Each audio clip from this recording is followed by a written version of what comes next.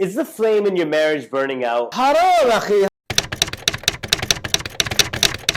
Assalamu alaikum YouTube, this is your brother Sohail and welcome to A Way of Life. Brother, something that gets really overlooked in our religion is the fact that we have to be romantic with our wives. It is our responsibility and duty to not only treat our women with respect and honor, but also to be romantic with them and keep the spark in our marriage alive. Akhi, marriage, akhi. My wife is good. Me and my wife is khalas, is good. Now some of you already think that you have a fantastic marriage. Akhi, my wife, she cooks for me, she cleans for me, she irons my clothes, she clips my toenails. Cool story, but guess what? That sounds more like a maid than a companion. I don't know why, but a lot of Muslims disconnect being romantic with your wife and Islam going hand in hand with one another. If you look at the example of the Prophet Muhammad sallallahu alaihi wasallam, he was extremely romantic with his wife. In one narration, Aisha radiallahu anha mentions how when she was drinking from a glass, Rasulullah sallallahu alaihi wasallam saw Aisha radiallahu anha drinking from that glass, made sure that Aisha radiallahu anha was watching him as he picked up the same glass, made sure the lip marks were the same, he could put his lips on the same position where Aisha radiallahu anha put her lip and drink from the glass. If that's not romantic, I don't know what is. And there's also Rasulullah sallallahu alaihi wasallam giving us a subtle message and implying that we have to be romantic with our wives, because guess what? Women love that sort of stuff. Plus it helps keep the marriage fresh and alive at the same time. So brothers, we're going to share a few tips on how to improve the romance in your marriage. Let's get started. Our first tip is surprise her. Not surprise her with, hey, I just got married again. Not that sort of surprise. Surprise her with something that she'd really like. Surprise her by doing something special for her and not yourself. A lot of times we think that we're pleasing our wives, but we're really pleasing ourselves. Hey babe,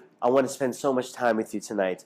Come here and sit down. Let's sit down together. Let's watch this basketball game. I know you hate basketball, but just watch it with me. We're bonding. We're bonding. No, brothers. Do something that she likes, regardless if you like it or not. Try to surprise her by running a bath for her. Run a bath, akhi. Take a shower. Taking care of the kids for one night and just making sure that she gets some alone time for herself. Flowers are timeless. Come home one day from work and just surprise her with some flowers. Tip number 2. If you do have kids, take them for one night and give your wife some me time. Let her have some alone time. Sometimes she just needs to wind down because she's so busy doing all of the household chores, so you can help alleviate some of that stress and hard work by taking over for one night. Now, if you guys don't have kids, that's okay. You can take over the cooking for a night, perhaps cleaning for the night, maybe wash the dishes here and there, but that allows you to make sure that you show that your wife that you value her and you consider her to be important and a companion rather than your maid. Now, for some reason in today's society and amongst Muslims, we consider doing household chores not manly, which is so contradictory to the Prophet Muhammad sallallahu alaihi wasallam, who was extremely independent. So much so that we know that the Prophet Muhammad sallallahu alaihi wasallam would even sew his own clothes.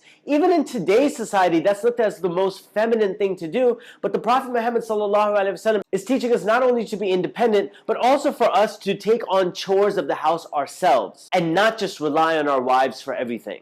Tip number 3, make her breakfast in bed. Now, it doesn't have to be breakfast. It could be brunch, lunch, dinner, or just something. But the fact is that you want to show that you value your wife by actually taking on some of the chores. So cooking is actually one of the very big chores that your wives end up doing. So how about for one day, you take that? And if you're not cooking, at least order out, but do something that shows that you value her and you just want her to relax for a night. So give her a break by actually taking on some of those responsibilities.